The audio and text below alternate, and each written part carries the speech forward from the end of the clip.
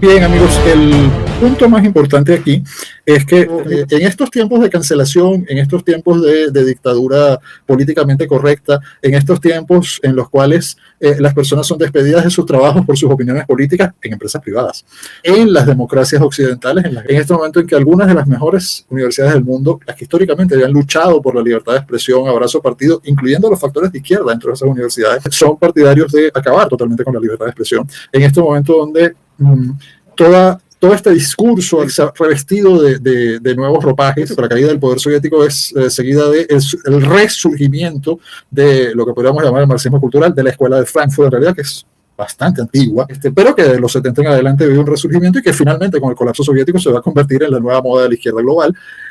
Ahora, mi pregunta es, ¿estamos en este momento en el camino de servidumbre y estamos avanzando hacia la servidumbre como temía Hayek? Porque él muy bien expresó que este libro no era una predicción, era una advertencia y que se podía tomar el camino contrario a tiempo. ¿Por qué estamos en servidumbre? O sea, ¿por qué el camino es algo a lo cual prácticamente se ha llegado? De vuelta, hay acá se unen dos cuestiones. La primera es que Hayek, al denunciar la planificación central en Estados Unidos y el Reino Unido, lo que está haciendo también es criticar, como siempre lo hizo, a los derechos sociales, y entre ellos el derecho a la salud y a la educación, que para los no liberales eso que hizo Hayek es una herejía espantosa, ¿no? 20 años después se iba a comenzar a hablar del derecho a la información.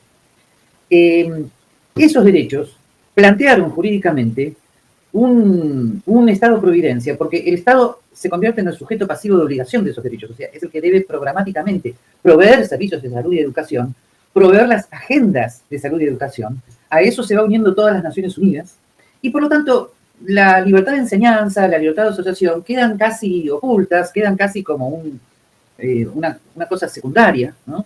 El asunto es, ya no existe la libertad de enseñanza, el asunto es el derecho a la educación, ya no existe la libre asociación, el asunto es el derecho a la salud.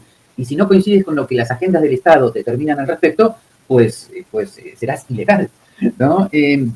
Ahora, al principio esto no se nota demasiado porque la salud y la educación proporcionadas por esos estados providenciales parecían ser relativamente inocentes en cuanto a sus valores, pero luego a partir de la década del 70, del 80, el asunto cambia radicalmente, se agrega el tema del derecho a la libertad, perdón, el derecho a la información. Sucede algo que es un antecedente importante, sucede la crisis de los derechos en Estados Unidos, que era el tema de la affirmative action como antecedente de nuevos derechos, y cosa muy comprensible. Y entonces ya llegamos, ¿no?, a la otra línea argumentativa, que es la línea woke. O sea, que hay un heteropatriarcado capitalista explotador y los explotados son los colectivos explotados, a saber, las diversas minorías indígenas, afroamericanas, etcétera, etcétera. Bien, que por lo tanto tienen derecho a defenderse contra esa explotación por nuevos derechos que a su vez implican nuevos delitos. Hay delitos de odio, delitos de discriminación, por los cuales se va cercenando permanentemente la libertad de educación, la libertad de enseñanza, la libertad religiosa y por supuesto la libertad de expresión, de la cual no queda nada. Y el culmen de todo esto que acabo de decir, que ya se venía cultivando antes, pero ahí todos nos dimos, bueno, todos no, algunos nos dimos cuenta de que verdaderamente ya no quedaba nada, fue el 2020 cuando con la excusa de la pandemia todo el poco Estado de Derecho que quedaba se vino abajo, ¿no? Y como dice una gran comentarista argentina, Karina Mariani, siglos y siglos de evolución del Estado de Derecho se fueron anulados de un día para otro cuando los gobiernos unilateralmente decretaron todas las medidas sobre la pandemia, ¿no?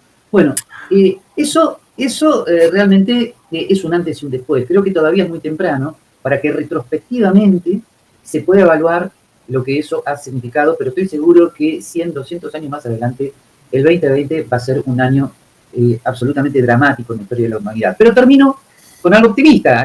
Quiero decir que grandes, y lo digo corto, grandes autores como el mismo Hayek y James Buchanan escribieron cómo revertir el camino de servidumbre.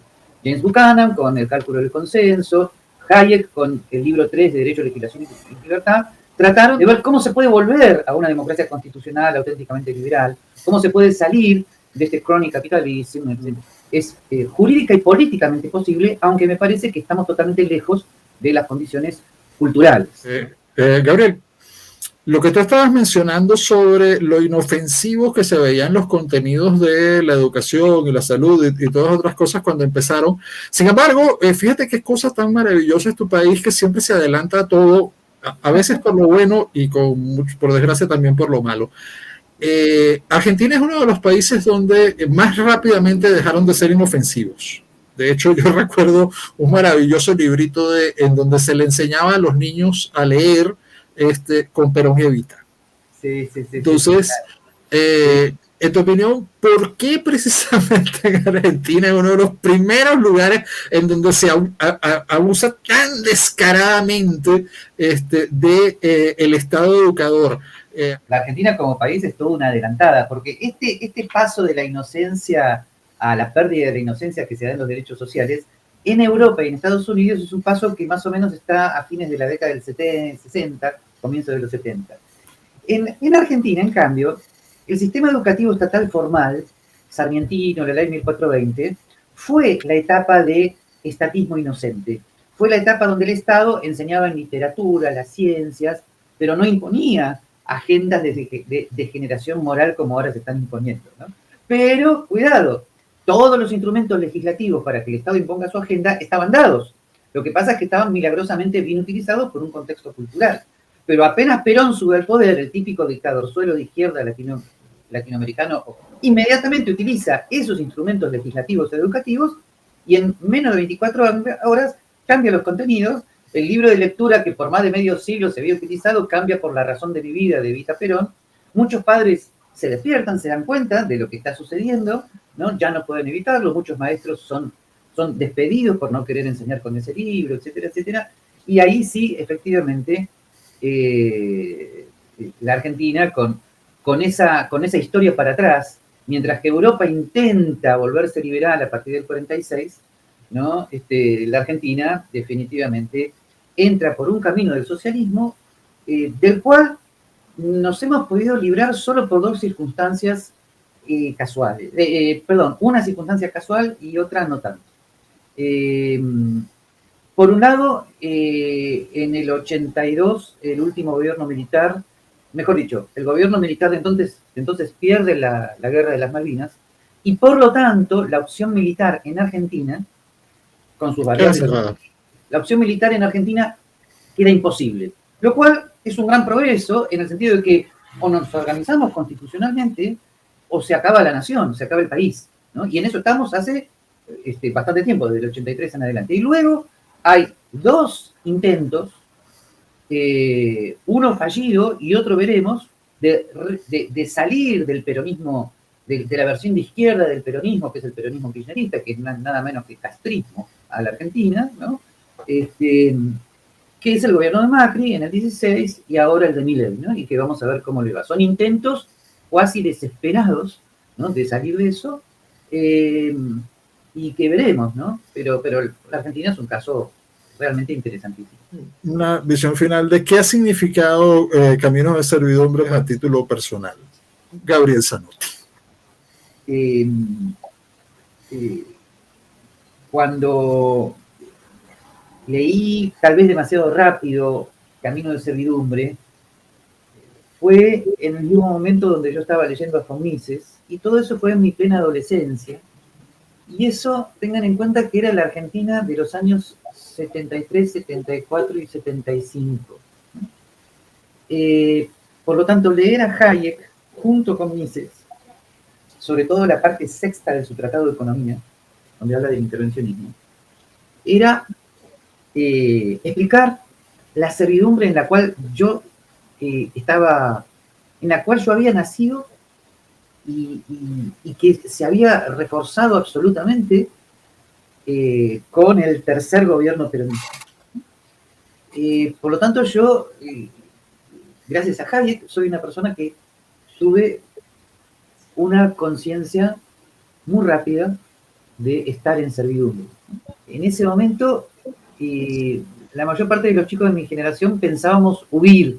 Yo no lo logré, pero muchos huían a Estados Unidos, al Estados Unidos de Reagan, que lo veíamos como la libertad. Eso ya se acabó. O sea, no hay ningún lugar a donde huir en este momento. El mundo entero es la servidumbre. nunca es más oscura la noche como justamente antes del amanecer. La luz de la más pequeña vela es más poderosa que toda la oscuridad del mundo. Y así como las personas adoptan por temor,